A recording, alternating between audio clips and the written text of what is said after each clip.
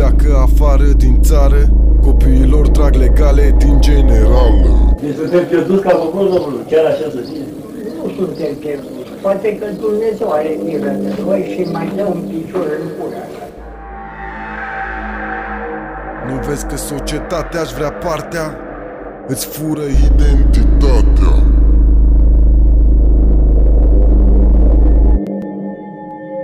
Am suferit 13 ani în temniță pentru un popor de idiot.